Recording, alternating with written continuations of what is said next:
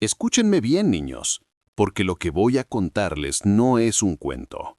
No es una leyenda inventada alrededor del fuego. Yo estaba ahí. Mis manos sostuvieron la lanza. Mis pies corrieron sobre esa tierra roja. Y mis ojos vieron cómo el imperio más poderoso del mundo sangró bajo el sol africano. Siéntense cerca, muy cerca, porque esta historia cambiará todo lo que creen saber sobre el poder, sobre el coraje y sobre lo que un pueblo unido puede lograr cuando lucha por su tierra. Era el año de 1879. Yo tenía apenas 20 años, pero ya era un guerrero del regimiento Utuluana. Mi pecho estaba lleno de orgullo, mis músculos entrenados para la guerra, mi mente preparada para morir por el rey Chatsuayo y por nuestra nación Zulú. Pero déjenme decirles algo que nunca olvidaré. La mañana del 22 de enero de 1879, ninguno de nosotros sabía que estábamos a punto de escribir historia.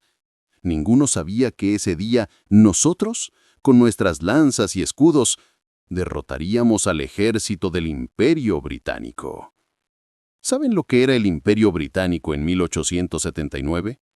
Era la nación que controlaba un cuarto del mundo entero.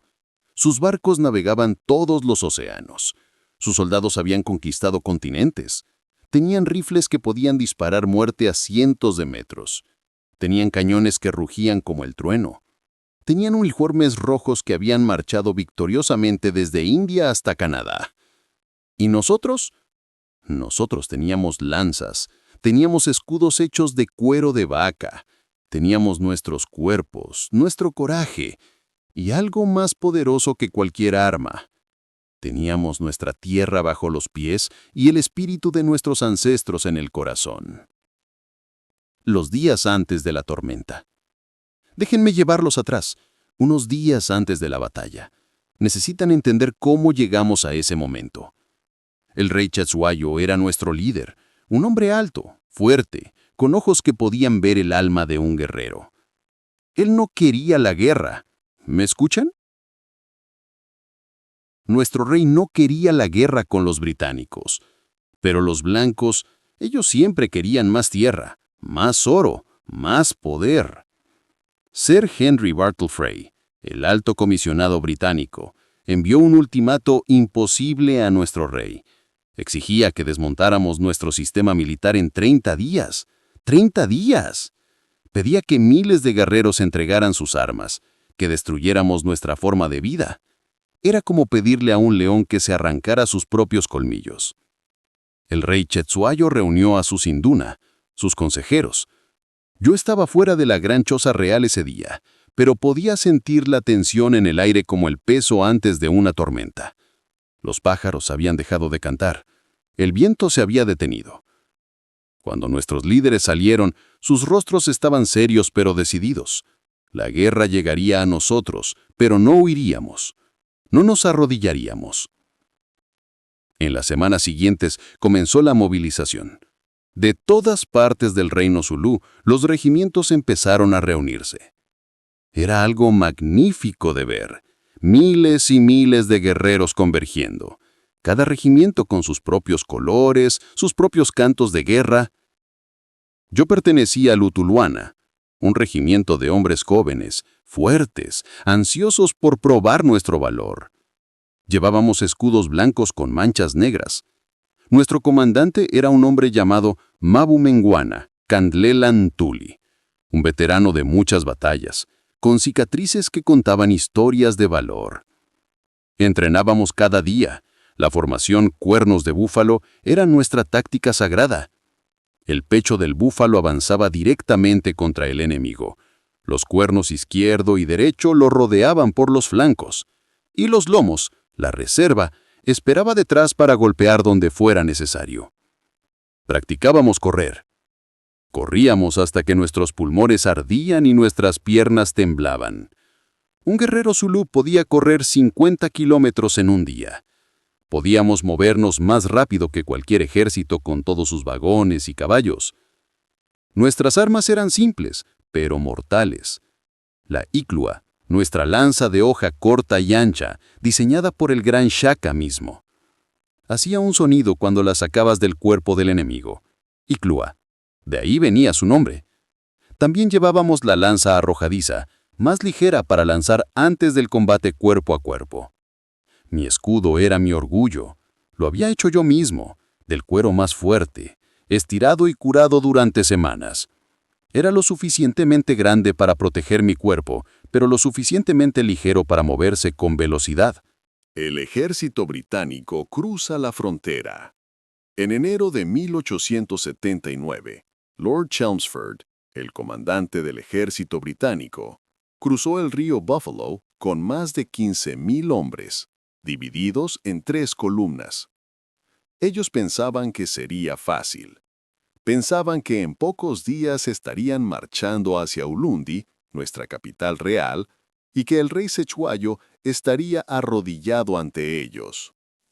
Los británicos no entendían contra quién luchaban. No entendían nuestra disciplina, nuestra ferocidad, nuestro conocimiento del terreno. Ellos venían con su arrogancia imperial, creyendo que su tecnología los hacía invencibles. La columna central de Chelmsford, la que nos enfrentaría, tenía más de 4,000 hombres. 1,700 eran soldados británicos del 24º Regimiento de Infantería. Llevaban sus uniformes rojos, sus cascos blancos, sus rifles Martini Henry que podían disparar 10 veces por minuto. Cada bala podía matar a un hombre a 400 metros de distancia. También tenían artillería, cañones que podían hacer pedazos a un grupo de hombres con un solo disparo. Y tenían cohetes, armas extrañas que silbaban por el aire y explotaban. Nosotros los observábamos desde las colinas. Nuestros exploradores corrían de vuelta a nuestra fuerza principal con informes. El ejército británico se movía lentamente, como una serpiente larga y perezosa. Cada noche montaban un campamento, pero no lo fortificaban adecuadamente. Chelmsford estaba confiado, demasiado confiado. El rey Sechuayo había reunido un ejército de más de 20,000 guerreros. 20,000 era la fuerza más grande que nuestra nación había movilizado en años. Los regimientos venían de todo el reino. Los Ukandenpembu, los Ingobamakosi, los Ubombe y muchos más. Nuestro comandante supremo era Tsingwayo Kamaole Kotza, un anciano sabio y experimentado. A su lado estaba Mabumengwana, también un líder respetado. Ellos planeaban cuidadosamente, consultando a los ancestros, estudiando el terreno, esperando el momento perfecto. La marcha hacia Isandlwana. La noche del 21 de enero, nos movimos. 20,000 guerreros moviéndose en silencio a través de la oscuridad. Era asombroso. El único sonido era el susurro de pies descalzos sobre la hierba, el roce ocasional de un escudo contra otro. Marchamos toda la noche. La luna nos guiaba. Yo caminaba entre mis hermanos del Uzuluana, sintiendo su calor a mi lado, escuchando su respiración constante. Nadie hablaba. No era necesario. Todos sabíamos lo que venía. Al amanecer del 22 de enero, nos escondimos en un valle cerca de Isandlwana. Isandlwana era una montaña extraña, con forma de esfinge agachada. Los británicos habían acampado justo debajo de ella. Podíamos verlos desde nuestro escondite, a unos pocos kilómetros de distancia. Nuestros líderes habían planeado esperar un día más. El día siguiente sería la luna nueva, un momento más propicio según nuestras tradiciones. Pero el destino tenía otros planes. Lord Chelmsford, el comandante británico, cometió un error fatal esa mañana. Dividió su fuerza, tomó más de la mitad de su ejército y marchó hacia el este, persiguiendo lo que él creía era la fuerza principal zulú. Dejó solo alrededor de 1,700 hombres en el campamento de Isandlwana, bajo el mando del teniente coronel Pulain. Peor aún, el campamento no estaba fortificado. No habían cavado trincheras. no habían formado un lager defensivo con sus vagones. Los británicos estaban dispersos, confiados, desprevenidos. Fue un grupo de exploradores británicos montados quienes nos descubrieron en nuestro valle. Cabalgaron hasta el borde y de repente vieron lo que ningún hombre blanco esperaba ver. 20.000 guerreros zulúes sentados en silencio, fila tras fila, extendiéndose por kilómetros. Esos exploradores giraron sus caballos y huyeron, galopando de regreso al campamento para dar la alarma, pero ya era demasiado tarde. Una vez descubiertos, nuestros comandantes tomaron la decisión. Atacaríamos ahora. El rugido de 20.000 guerreros. Escuchen, cierren los ojos y escuchen, porque lo que voy a describirles es algo que ninguna persona debería olvidar jamás. Chingwayo se puso de pie, levantó su lanza y con una voz que retumbó como el trueno gritó «¡Usuto!». Y 20.000 gargantas respondieron «¡Usuto! ¡Usutu! ¡Usutu!». El sonido era ensordecedor.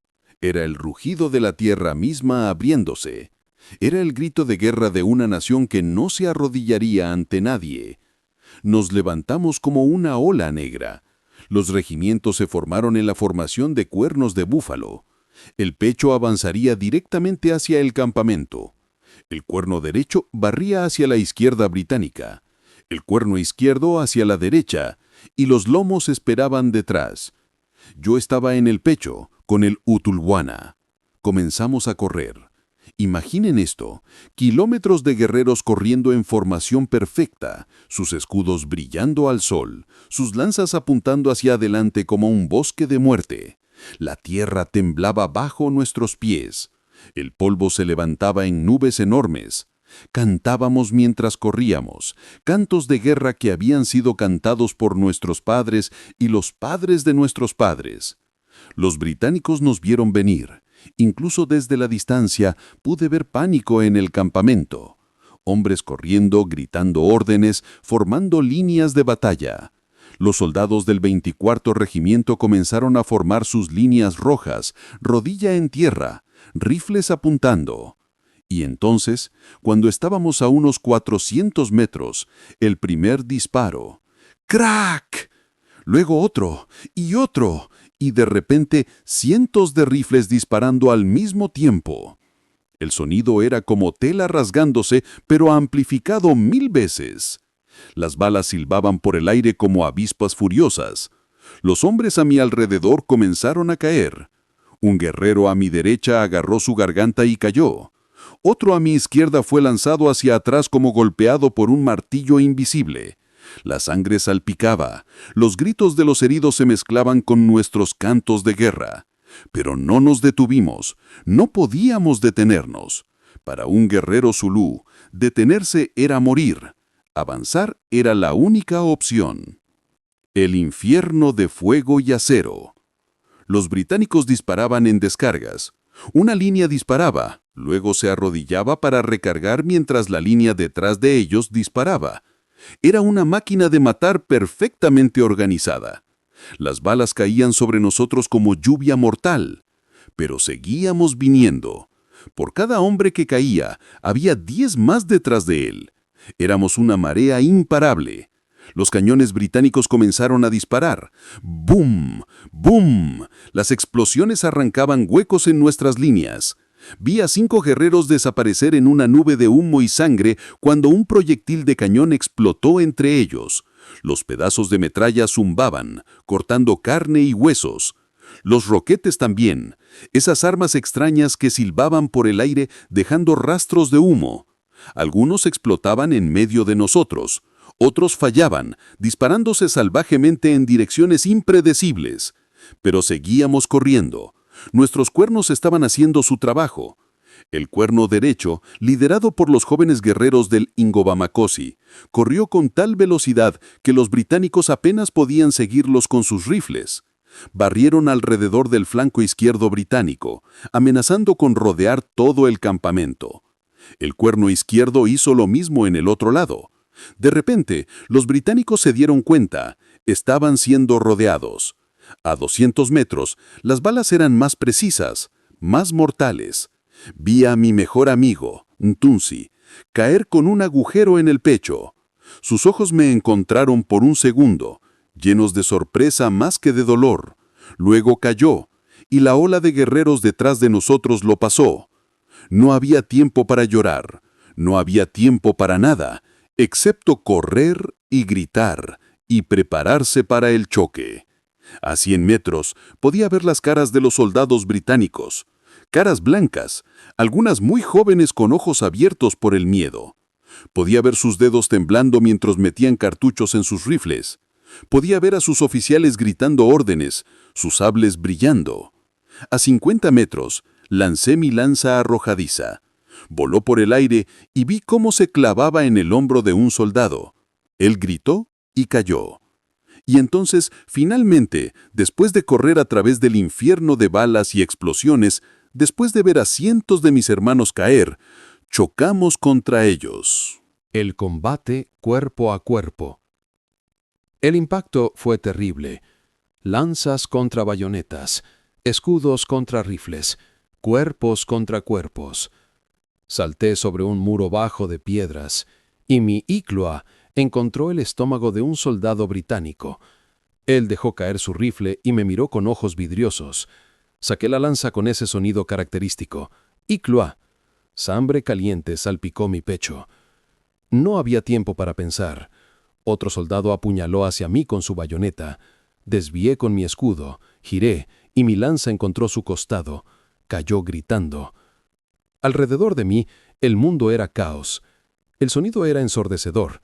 Gritos de guerra, gritos de muerte, el choque de metal contra metal, disparos de rifles a quemarropa, explosiones de pólvora.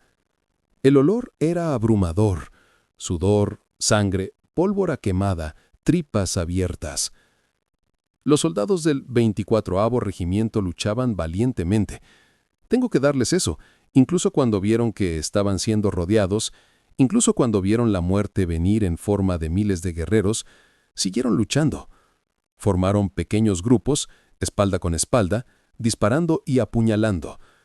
Pero éramos demasiados. Por cada uno de ellos había 10 de nosotros. Los rodeábamos, los empujábamos, los apuñalábamos desde todos los ángulos. Vi a un oficial británico, un hombre alto con bigote grande, de pie sobre una roca, disparando su revólver. Mató a 3 guerreros antes de que una lanza le atravesara el corazón. Cayó con dignidad, si es que hay tal cosa en la muerte. El teniente coronel Pullen trató de organizar una defensa cohesiva, pero era imposible. Nuestros cuernos habían completado el rodeo. Los británicos estaban rodeados por todos lados. Algunos trataron de retirarse hacia Rocks Drift, pero fueron perseguidos y cazados. Los cañones británicos dispararon hasta el último momento. Yo vi a artilleros seguir cargando y disparando incluso cuando los guerreros trepaban sobre las ruedas de sus cañones. Murieron en sus posiciones, cubiertos de sangre, pero luchando hasta el final. La caída del campamento. El campamento británico se convirtió en un matadero. Las tiendas blancas estaban manchadas de rojo. Los vagones de suministros eran asaltados. Los caballos, aterrorizados, corrían en todas direcciones, pisoteando a heridos y muertos por igual. Algunos soldados británicos intentaron formar un último cuadro defensivo cerca del campamento. Se arrodillaron en círculo, rifles apuntando hacia afuera, lucharon ferozmente, sus descargas derribando a docenas de guerreros. Pero nosotros no nos detuvimos. Nos lanzamos contra ellos una y otra vez. Nuestros cuerpos creaban muros sobre los cuales otros guerreros podían trepar. Fue horrible, fue glorioso, fue guerra en su forma más brutal. Recuerdo a un joven soldado británico. No podía tener más de 18 años. Estaba arrodillado, tratando desesperadamente de cargar su rifle. Sus manos temblaban tanto que dejaba caer los cartuchos. Me vio acercarme. Sus ojos, nunca olvidaré esos ojos, azules como el cielo, llenos de terror. Levanté mi lanza. Él dejó caer su rifle y levantó sus manos diciendo algo en su idioma que no entendí. Una súplica quizá, una oración. Pero esto era guerra, y en la guerra no hay piedad. Lo maté, y luego corrí hacia el siguiente enemigo. Algunos británicos intentaron escapar, montaron sus caballos y huyeron hacia el este, hacia el río Búfalo. pero nuestros guerreros más rápidos los persiguieron, los alcanzaron, pocos escaparon. La batalla duró quizás 2 horas. 2 horas de sangre y muerte y horror, y al final, cuando el sol estaba alto en el cielo, el campamento británico estaba en nuestras manos. Después del horror, cuando el rugido de la batalla finalmente se desvaneció, quedamos de pie entre los muertos, miles de muertos. El campo de batalla era indescriptible, cuerpos por todos lados, británicos en su uniforme rojo, ahora manchados de sangre negra, guerreros zulú, algunos todavía aferrando sus lanzas en la muerte, caballos muertos, sus tripas desparramadas, tiendas derrumbadas, vagones volcados, armas rotas. El suelo era lodo rojo de sangre. Más de 1.300 soldados británicos y aliados habían muerto. El 24º Regimiento estaba virtualmente aniquilado, compañías enteras borradas, oficiales, suboficiales, soldados rasos, todos muertos. Pero nosotros también habíamos pagado un precio terrible. Más de 1.000 guerreros zulú yacían muertos, 1.000 hombres jóvenes y fuertes que nunca volverían a sus vilajes, que nunca tendrían hijos, que nunca envejecerían con sus esposas. Caminé entre los cuerpos buscando a mis amigos. Encontré a Mutunzi donde había caído. Su cuerpo ya estaba frío. Le cerré los ojos y dije una oración por su espíritu. Según nuestras tradiciones, abrimos los cuerpos de los enemigos muertos, no por crueldad, sino para liberar sus espíritus, para evitar que nos persiguieran. Era un ritual antiguo, uno que probablemente los británicos nunca entenderían. Tomamos lo que necesitábamos del campamento, rifles, municiones, alimentos y mantas, pero muchas de las armas eran inútiles para nosotros. No teníamos suficiente munición. No estábamos entrenados para usarlas efectivamente. Lo más importante que ganamos ese día no fue material. Fue algo más profundo. Habíamos probado que podíamos derrotar al imperio más poderoso del mundo. Habíamos mostrado que nuestra forma de guerra, nuestra disciplina, nuestro coraje, podían triunfar sobre rifles y cañones. El precio de la victoria. Pero déjenme decirles algo que todos los viejos guerreros eventualmente aprenden. La victoria en batalla no es la victoria en guerra. Sí, ganamos en Isandlwana. Fue la derrota más devastadora que el ejército británico había sufrido en África. Sacudió al imperio británico hasta sus cimientos. En Londres, cuando llegaron las noticias, hubo shock e incredulidad. ¿Cómo podía un ejército de salvajes con lanzas derrotar a soldados británicos modernos? El mismo día de Isandlwana, otro grupo de guerreros zulú atacó el puesto de Rorke's Drift. Allí, 150 soldados británicos defendieron un pequeño hospital y almacén contra 4.000 guerreros zulú. Lucharon toda la noche, y aunque perdimos cientos de hombres, no pudimos tomarlos. Los británicos defendieron Rorke's Drift, y eso les dio una victoria para contrarrestar su derrota en Isandlwana. Pero el problema más grande era este. Habíamos ganado la batalla, pero no podíamos ganar la guerra. Los británicos tenían recursos ilimitados. Podían traer más soldados, más armas, más municiones. Nosotros habíamos perdido 1.000 guerreros y muchas de nuestras lanzas. No teníamos fábricas para hacer más armas, no teníamos barcos trayendo refuerzos. En los meses siguientes, Lord Chelmsford fue reforzado. Más regimientos británicos llegaron desde Inglaterra. Aprendieron de sus errores. Comenzaron a fortificar sus campamentos. Marcharon más caudilosamente. Usaron su artillería mejor. Y nosotros estábamos exhaustos. Nuestros guerreros tenían que regresar a sus aldeas para plantar y cosechar.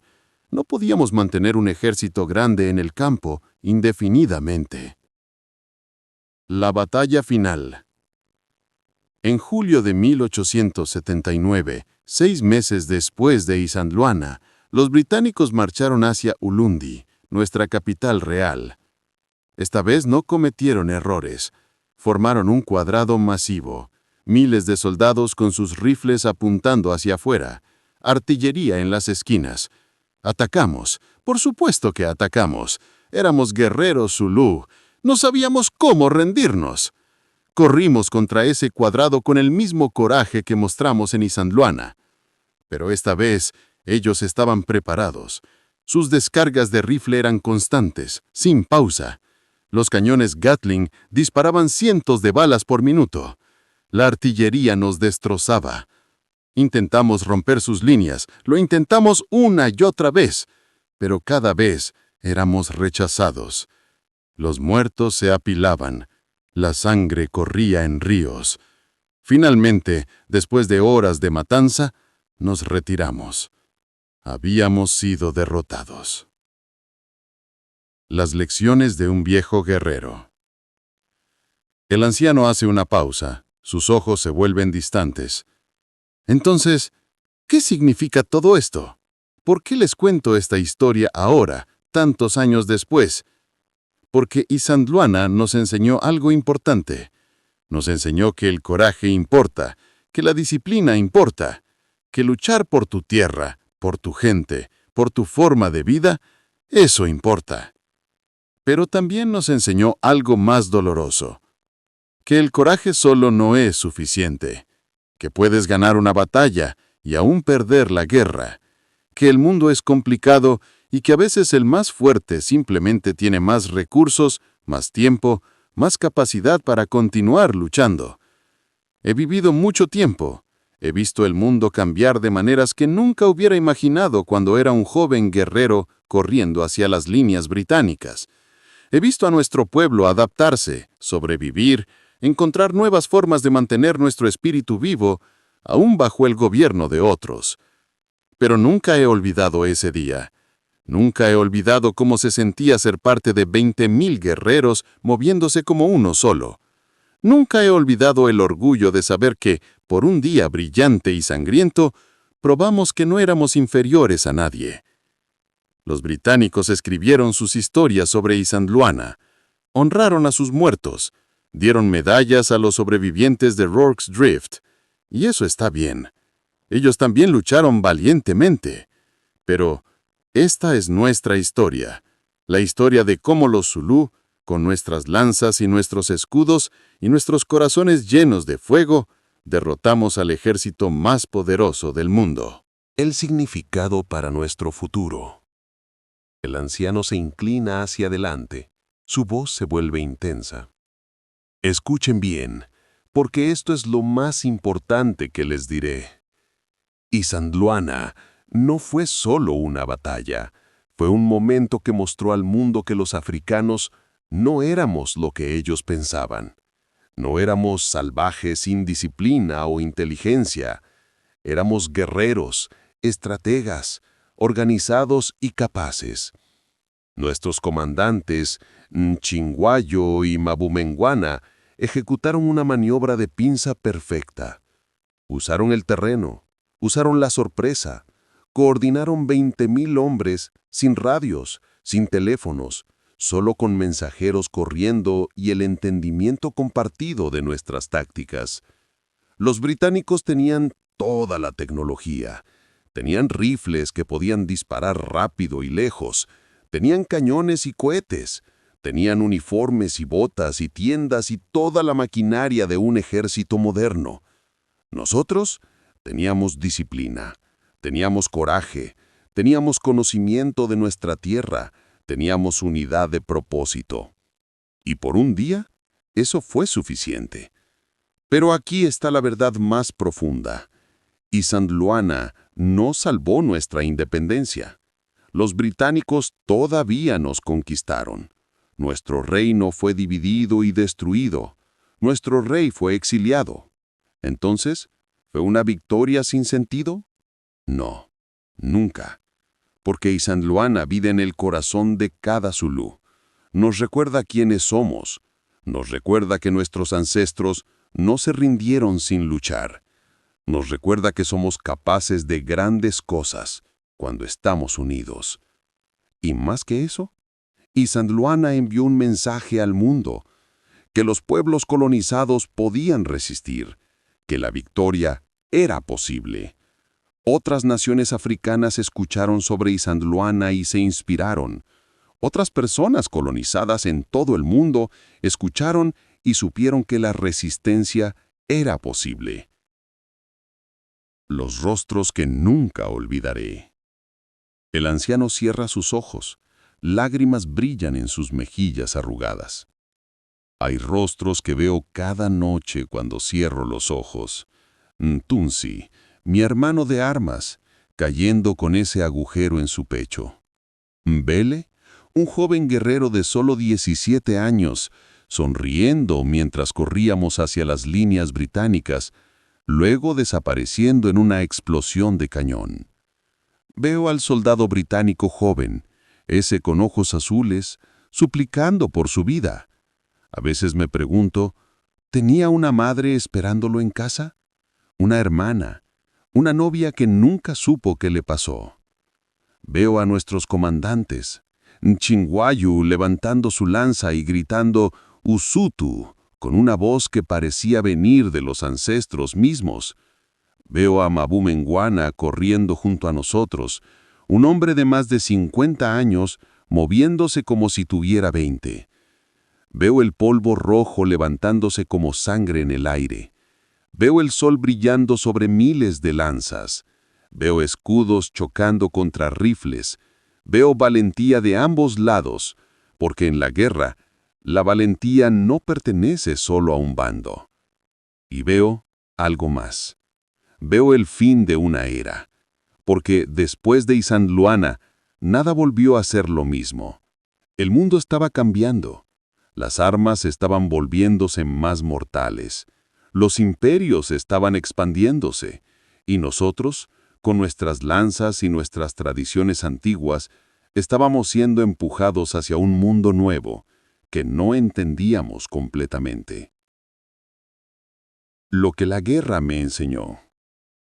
Durante los años que siguieron a esa guerra, reflexioné mucho sobre lo que había aprendido. Y estas son las lecciones que un viejo guerrero quiere compartir con las generaciones futuras. Primera lección. El coraje no es ausencia de miedo. Cuando corría hacia esas líneas británicas, estaba aterrorizado.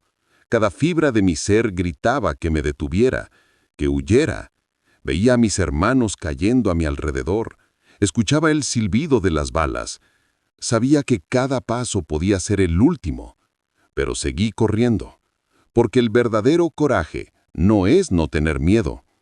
Es hacer lo que debes hacer a pesar del miedo. Es poner el bienestar de tu pueblo por encima de tu propia supervivencia.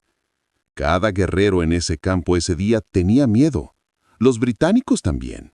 Pero todos enfrentamos nuestro miedo y luchamos de todos modos. Segunda lección. La unidad es poder. Nosotros éramos 20,000 individuos, pero luchamos como uno solo. Cada regimiento sabía su rol. Cada guerrero confiaba en el hombre a su lado. Esa unidad, esa confianza mutua era más poderosa que cualquier arma. Cuando el cuerno izquierdo barrió alrededor del flanco británico, no necesitaron órdenes específicas. Sabían qué hacer porque habíamos entrenado juntos, porque compartíamos el mismo propósito, porque éramos una nación unida. Los británicos tenían mejor tecnología, pero ese día su coordinación falló. Lord Chelmsford dividió su fuerza. El campo no estaba fortificado. Los mensajeros no podían comunicarse lo suficientemente rápido. Su desunión nos dio la victoria. Tercera lección. Conoce tu terreno. Nacimos en esas colinas. Crecimos corriendo en esa hierba. Conocíamos cada arroyo, cada valle, cada sendero. Los británicos eran extranjeros en nuestra tierra. Usamos ese conocimiento. Nos escondimos en el valle donde ellos no nos esperaban. Atacamos desde ángulos que no habían anticipado. Nuestros pies corrían seguros sobre terreno que les hacía tropezar. En cualquier conflicto, en cualquier desafío, conocer tu entorno es una ventaja enorme. Los forasteros, por más poderosos que sean, siempre estarán en desventaja contra aquellos que conocen el terreno. Cuarta lección. Respeta a tu enemigo. Los británicos cometieron el error de subestimarnos. Pensaron que porque teníamos lanzas en lugar de rifles, porque corríamos descalzos en lugar de usar botas, éramos inferiores. Pero nosotros no cometimos el mismo error. Respetábamos las armas británicas, sabíamos que sus rifles podían matarnos desde lejos. Por eso planeamos cuidadosamente, por eso nos movimos rápido, por eso usamos nuestros cuernos para rodearlos. Nunca subestimes a tu oponente. Incluso el enemigo más débil puede sorprenderte si lo menosprecias. Quinta lección. La victoria tiene un costo. Ganamos en Insandoluana, pero 1000 de nuestros hermanos murieron.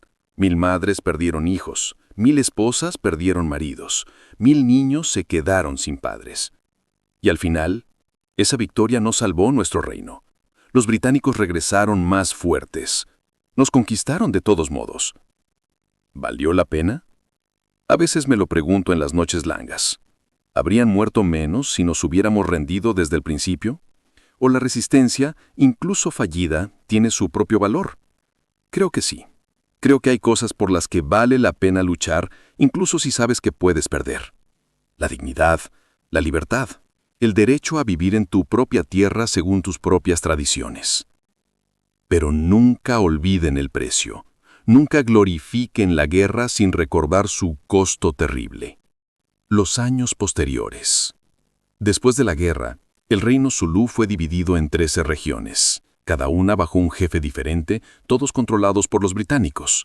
El rey Setsuayo fue capturado y exiliado a Ciudad del Cabo. Yo volví a mi aldea.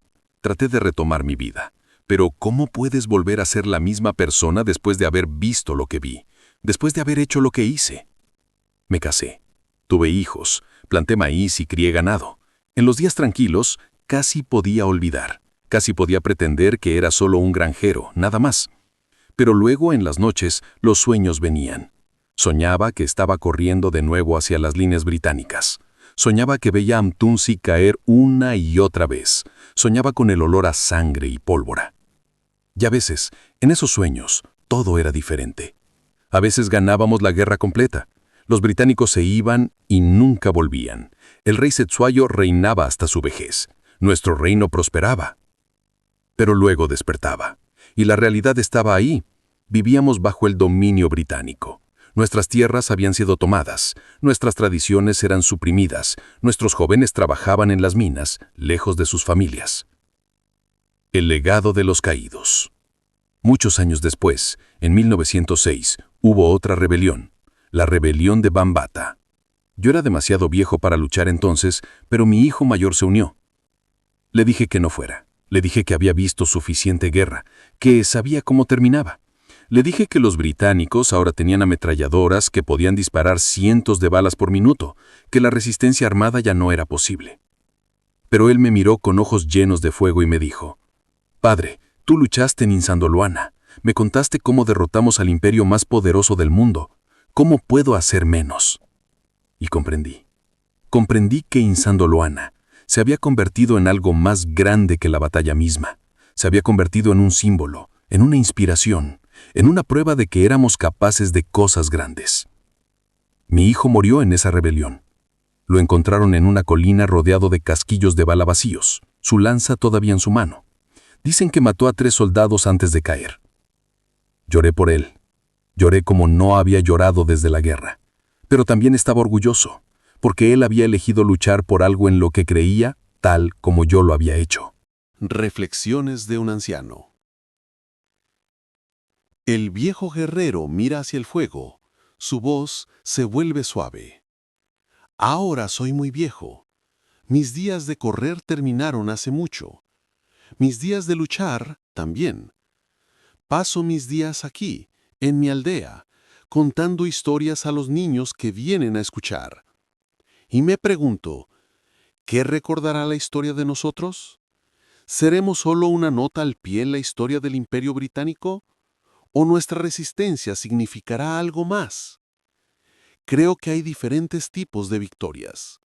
Hay victorias militares, sí, pero también hay victorias del espíritu, victorias de la memoria, victorias que viven en los corazones de las personas mucho después de que las batallas hayan terminado. Insandoluana fue una victoria militar que duró solo 6 meses, pero como victoria del espíritu ha durado más de 40 años en mi vida y continuará durando. porque cada vez que un joven zulú escucha la historia de Isanluana, aprende que sus ancestros eran valientes. Aprende que no nos rendimos fácilmente. Aprende que tenemos una historia de la que estar orgullosos. Y eso, niños, es algo que ningún imperio puede quitarnos. Pueden tomar nuestras tierras, pueden tomar nuestras armas, pueden incluso tomar nuestras vidas, pero no pueden tomar nuestras historias, no pueden tomar nuestra memoria, no pueden tomar nuestro orgullo. La verdad sobre los héroes. La gente a menudo me llama héroe, pero yo les digo, no soy un héroe, soy un sobreviviente. Los verdaderos héroes son los que murieron. Mtunzi, que cayó corriendo hacia el enemigo sin dudar. Bele, que sonrió ante la muerte. Los 1000 guerreros que nunca volvieron a casa. Ellos dieron todo. Yo solo di una parte de mí mismo. Todavía estoy aquí, viejo y arrugado, sentado junto al fuego. Ellos están en la tierra, parte de las colinas que defendieron. A veces voy al lugar donde luchamos. Es extraño ahora. La hierba ha crecido sobre la sangre. Las piedras han sido movidas. Los turistas británicos vienen y toman fotografías del lugar donde su ejército fue derrotado. Me paro ahí y cierro los ojos y puedo sentirlos, a todos, los muertos de ambos lados, británicos y zulú, todos jóvenes, todos llenos de vida una vez, todos convertidos en polvo ahora. Y me pregunto, ¿qué pensarían de nosotros ahora? ¿Del mundo que dejamos atrás? ¿Estarían orgullosos? ¿O pensarían que todos sus sacrificios fueron en vano? No lo sé, pero sé esto, mientras alguien recuerde sus nombres, mientras alguien cuente su historia, no murieron completamente. Viven en nuestras palabras, en nuestros corazones, en nuestra memoria colectiva. El mensaje para el futuro. El anciano se pone de pie lentamente, apoyándose en su bastón. Escúchenme bien, porque estas son las palabras finales de un viejo guerrero. El mundo está cambiando. Cambiará aún más después de que yo me haya ido. Vendrán nuevas tecnologías, nuevas formas de guerra, nuevos imperios tal vez. Pero algunas cosas nunca cambian. El coraje nunca cambia. La lealtad nunca cambia. El amor a tu pueblo, por tu tierra, por tu forma de vida, eso nunca cambia. En Isanluana aprendimos que incluso el más poderoso puede ser derrotado, que la tecnología no es suficiente sin sabiduría, que los números no son suficientes sin unidad, que las armas no son suficientes sin coraje. También aprendimos que ganar una batalla no es ganar una guerra, que la resistencia tiene un precio, que a veces, haciendo todo correctamente, puedes perder. Pero la lección más importante es esta. Vale la pena luchar por algunas cosas. Vale la pena morir por algunas cosas. La dignidad, la libertad, el derecho a ser tú mismo en tu propia tierra. Los británicos ganaron la guerra, nos conquistaron, nos gobernaron, pero nunca nos rompieron, nunca destruyeron nuestro espíritu, nunca nos hicieron olvidar quiénes éramos. Y ahora, décadas después, todavía somos zulú, todavía recordamos, todavía contamos las historias, todavía enseñamos a nuestros hijos sobre Isanluana. Eso es victoria, no en el campo de batalla, sino en el corazón, no en la guerra, sino en la memoria, no en el momento, sino a través del tiempo. Las palabras finales. El anciano mira a cada uno de los oyentes, sus ojos brillando con lágrimas no derramadas. Cuando yo era joven, pensaba que la gloria estaba en matar a tus enemigos. Pensaba que el honor venía de la victoria. Pensaba que la guerra era algo noble y hermoso. Ahora soy viejo, y sé la verdad. La guerra es horrible. Es sangre y dolor y muerte. Es madres llorando por sus hijos. Es esposas esperando maridos que nunca vuelven. Es niños creciendo sin padres. Pero a veces, la guerra es necesaria. A veces, tienes que luchar porque no hacerlo significa perder todo lo que eres. A veces tienes que estar dispuesto a morir por algo más grande que tú mismo. Isandlwana fue ese momento para nosotros.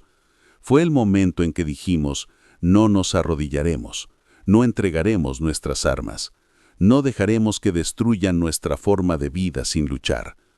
Y por un día brillante y sangriento, ganamos. Por un día mostramos al mundo entero de qué estábamos hechos.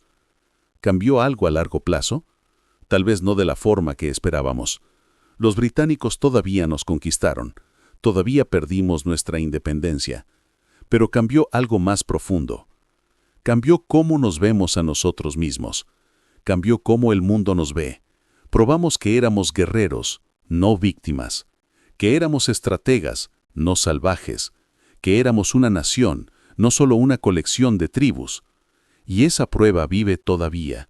Vive en cada niño Zulu que escucha esta historia y siente orgullo. Vive en cada anciano que recuerda.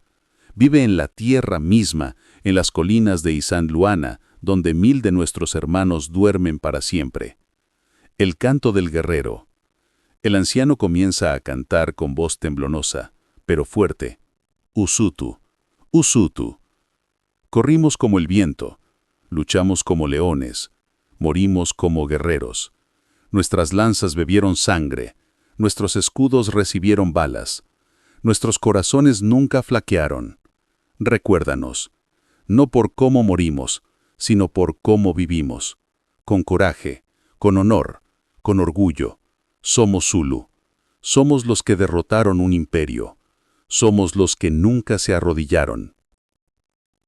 El canto se desvanece. El anciano se sienta de nuevo, exhausto, pero en paz. Esa es mi historia. Esa es la historia de Isandlwana. No la embellezco.